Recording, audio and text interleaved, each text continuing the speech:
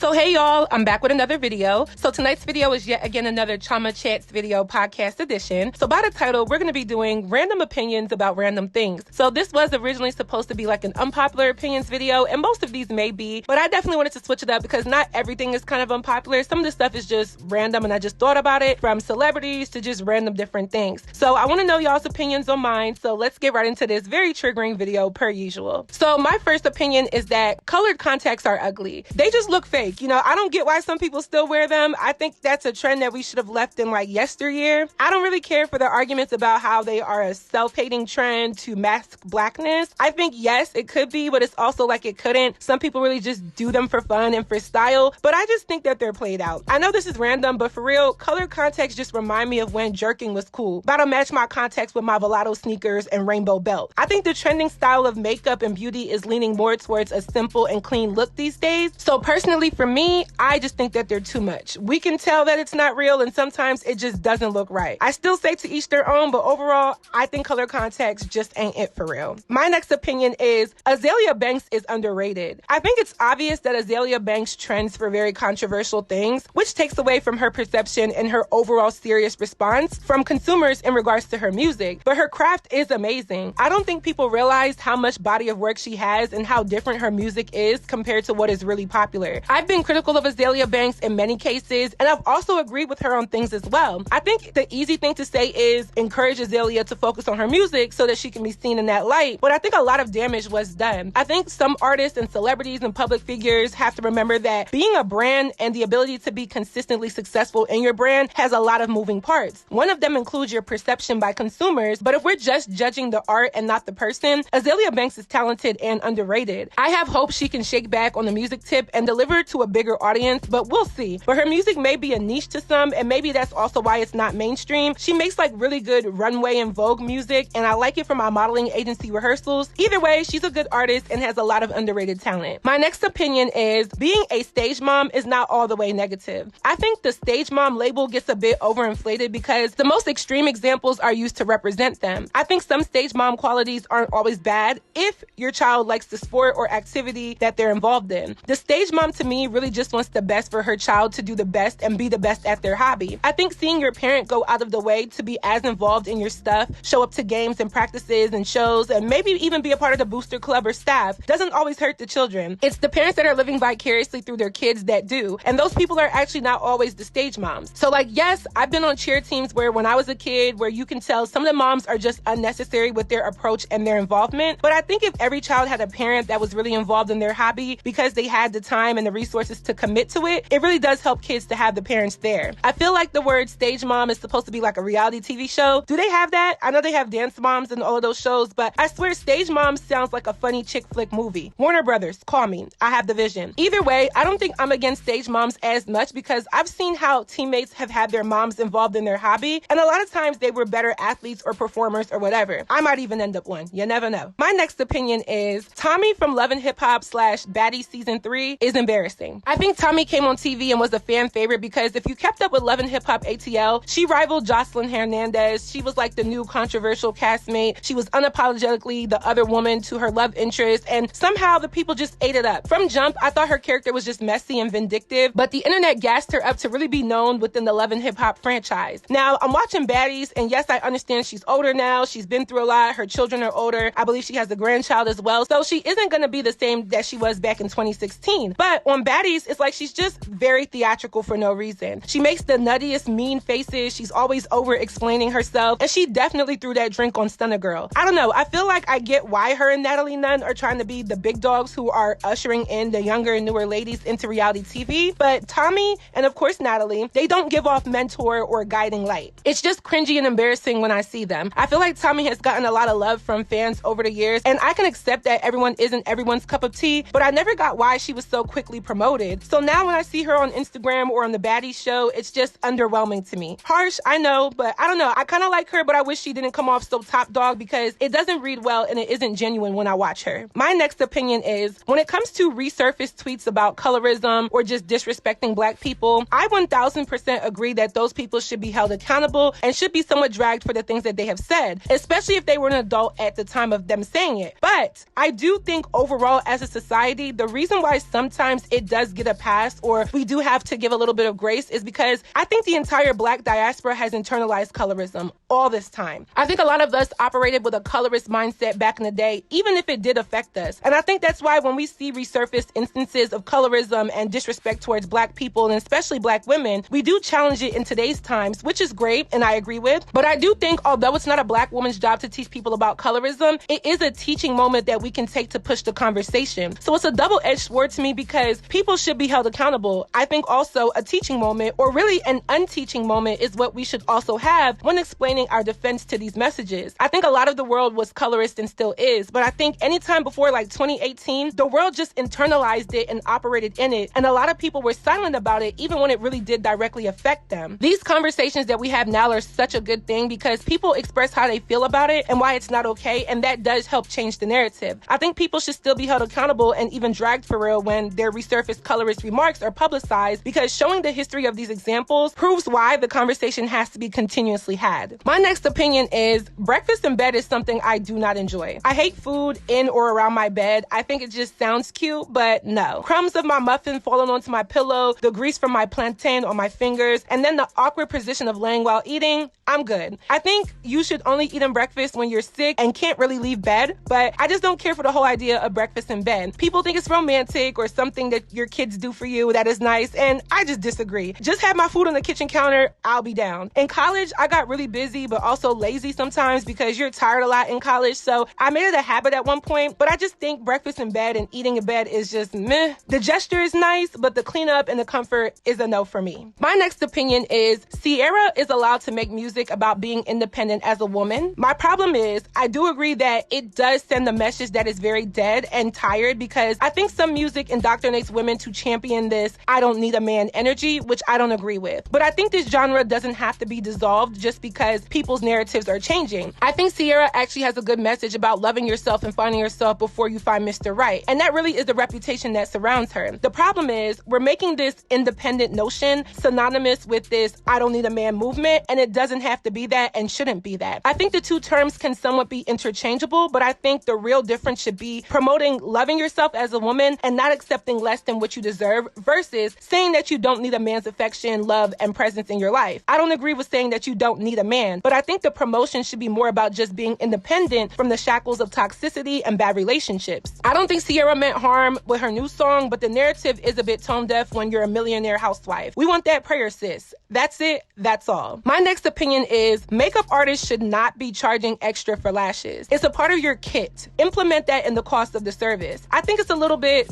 I don't know, it's just off to me when an MUA says bring your own lashes. I feel like that's the same as saying come washed and blow dry. Like if someone is booking a glamour makeup look, I think there should be an array of lashes available for them to choose from. I think it's fine if clients bring their own, because I always do, being that I know not all lash styles look good on me, but I don't like how it's a requirement for some makeup artists. It's not hard to buy lashes in bulk these days. There's no more secrets on how to get a vendor, where to find a vendor, and the beauty supply store even has some pretty good quality lashes. I just think it should be a part of the cost. So many times I've had models that are working with me go to an MUA appointment and they forgot lashes because it's like one extra thing to go and buy on the day of your appointment, especially if you're not an avid makeup wearer. Not everybody just has lashes laying around. I just think it should come with the service because it just makes sense for an MUA to have all essential aspects to the service that they are providing. My next opinion is Jeffree Star was right when he said the media will not get outraged when someone who looks like him says that identifying with different pronouns or different genders is a controversial and confusing topic. I think we live in an era where man has too much power. By that, I mean, we've given people so much freedom to do what they want that it does add pushback about the true intention as to why it seems like gender identification is now a trend or a movement. It's like some people want you to walk on eggshells about these convos, and I don't think people mean to be disrespectful, but if the average person is used to identifying people as one of two genders, of course people are going to be unwilling or reluctant to adapt because it's not second nature to just know that someone identifies as this or that. It's like people just expect you to know, and that's just completely impossible. You have to teach and edify people on new concepts. I don't even think the average person knows all of the different terms that people can identify as if they're only identifying people as one of two genders. I think if the world is becoming more accepting to different types of sexuality, then the obvious response is that some people will not be willing to conform to it, agree to it, or even just understand it. And I think everyone is deserving of respect for their choices in life, but I don't think it's fair that if you don't look like Jeffree Star or have similar interests to him, you're crucified for simply not understanding or wanting to understand. It's like society pushes this,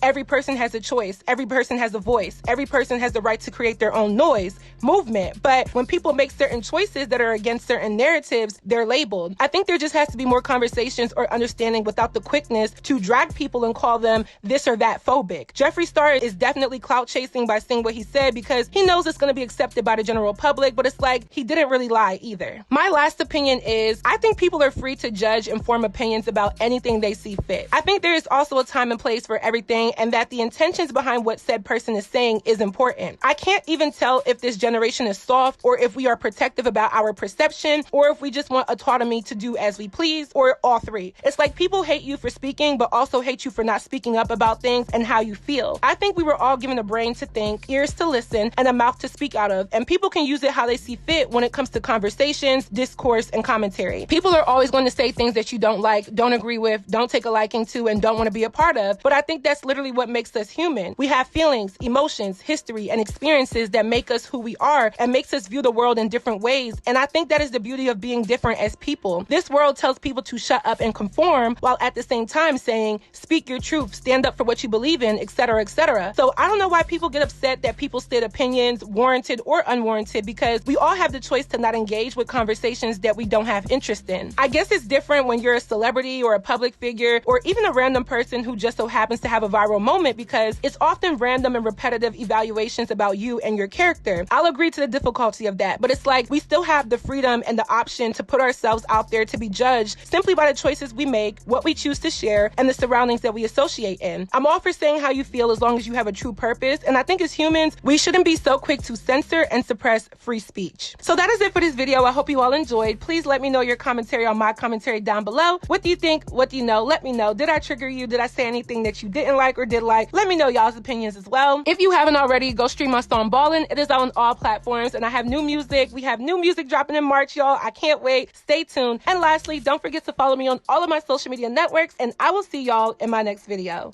Bye, y'all. Yeah. I said cheers to my success. Now every day is a ceremony. I said cheers to my success. Now every day is a hey yo.